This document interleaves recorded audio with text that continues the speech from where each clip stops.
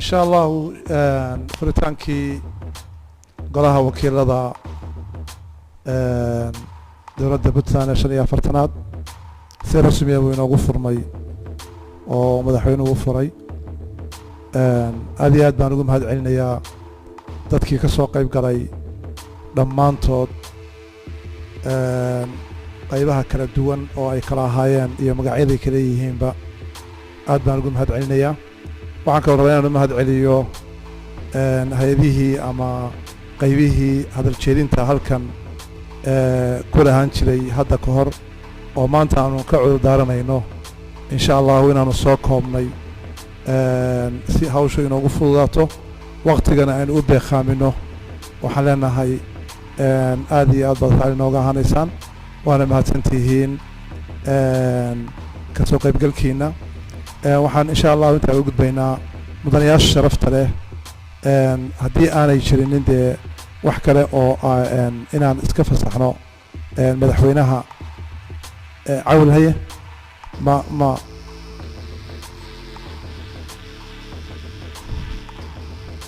مدن بس سؤال بودين سامحين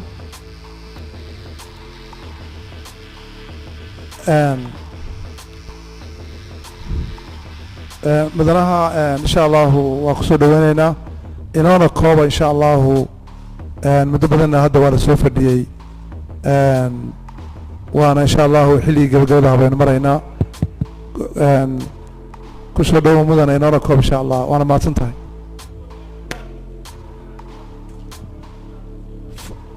فريسو فريسو فريسو فريسو فريسو فريسو وحنا الحق لهين هسمينن حراسات كاغا آخري فريسو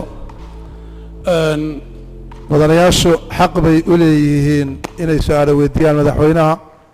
عيدو ديدي كرتانا ما جرتو وحقوق دستوري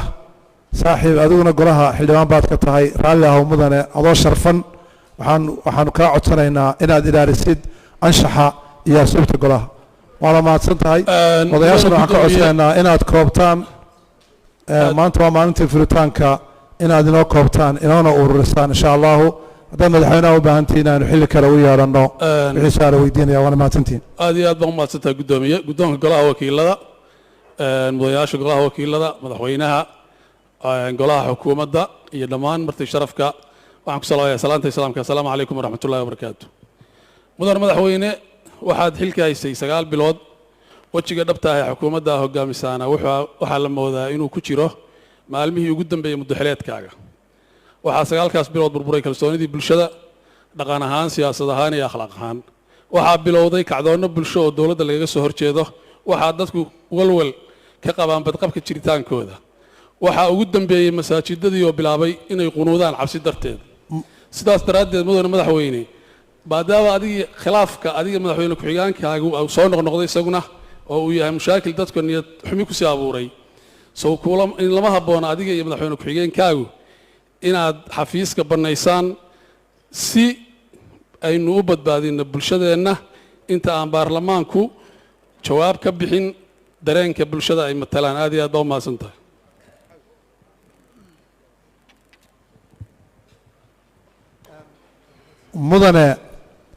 mudanayaal waxa weeye idinkoo sharfan madaxweynuhu waa madaxweynihiinnii su-aalaha aad weydiinaysaana ha ahaadeen su-aalo hufan oo sharfan oo aan personal attackna lahayn dalka iyo dadka maslaxaddiisana ah saasaan codsanayaa please insha allah bismi illaahi raxmaan raxiim waa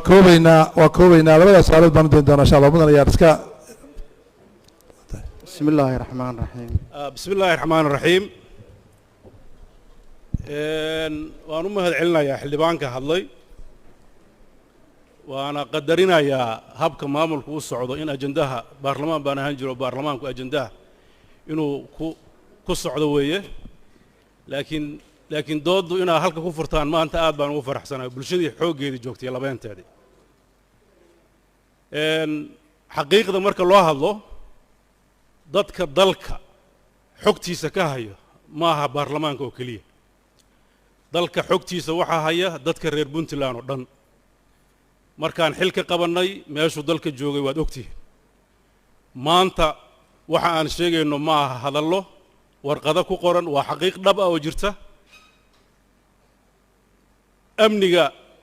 meelihii ugu darnaa waxaa ka mid a magaalada boosaaso waxaan filayaa dad fara badan oo mas-uuliyiin oo halka fadhida inay boosaaso ka yimaadeen waxaan ka rabaa cawil inuu caddayn dhaba keeno meesha amni darro darteed loo qunuuday masaajidka laga qunuuday jawaabtiisaa laga rabaa kow labo waxaa dhulka sanaag oo dhan boqolkiiba 99 marka laga reebo magaalo yubba iyo in yar oo la mid ah gacanta puntland soo gashay muddadii aan xilka haynay waxaa maanta la joogaa oo wasaaradihii dawladda oo dhan joogaan magaalada buuhoodle oo markaan xilka nimid khalkhal abni ka jiray iyo gacan ku haynta dawladda oo maqnay waxaa la sameeyey 4 xarumood oo ciidanka lagu tababaro iyagoo aan lahayn hal xero oo xataa aanan dayr lahayn waxaa maanta ku jira xerooyinka tababar ku socdo 520 xerada xorgoble oo maalinta talaadada aan furayno waxaa lagu guulaystay degaankooda in si daah furan loo furo oo dadka oo dhan ay si midaysan uga shaqeeyaan waxaa isbeddel ku dhacay sumcaddii iyo horumarkii puntland dhinaca dhaqaalaha 7 bilood 8 bilood aan joognay mushaharkaan bixinaynay cawil oo ka tirsanaa maamulka hore agaasinkiisa waxay ku guul daraysteen inay bixiyaan mushaharooyinka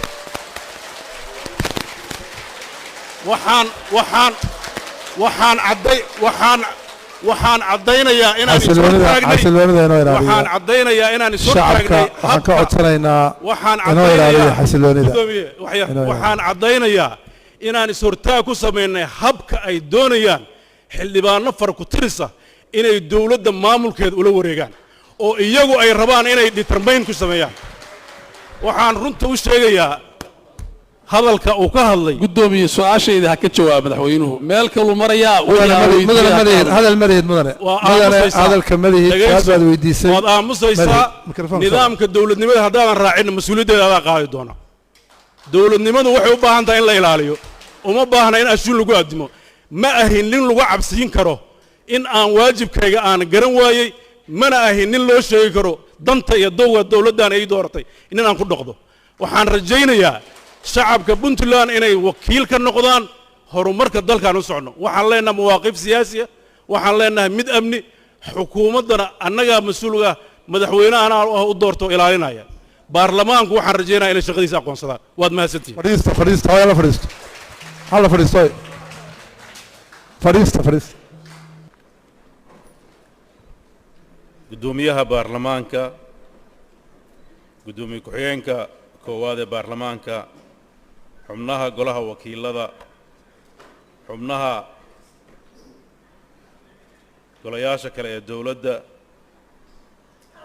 shaqaalaha iyo howlwadeennada kala gedisan ee baarlamaanka xubnaha beesha caalamka iyo safaaradaha siyaasiyiinta iyo waxgaradka ismada cuqaasha culummada haweenka dhallinyarada iyo qaybaha bulshada rayidka ah السلام عليكم ورحمة الله وبركاته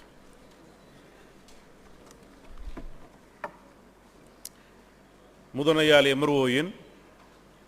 mudana guddoomiye waxaan idinku salaamayaa salaanta islaamka asalaamu calaykum waraxmatullaahi wabarakaatu waxaan aad ugu faraxsanahay inaan maanta isugu wada nimaano madashaan muhiimka ah ee furitaanka kalfadhiga 45aad ee golaha wakiilada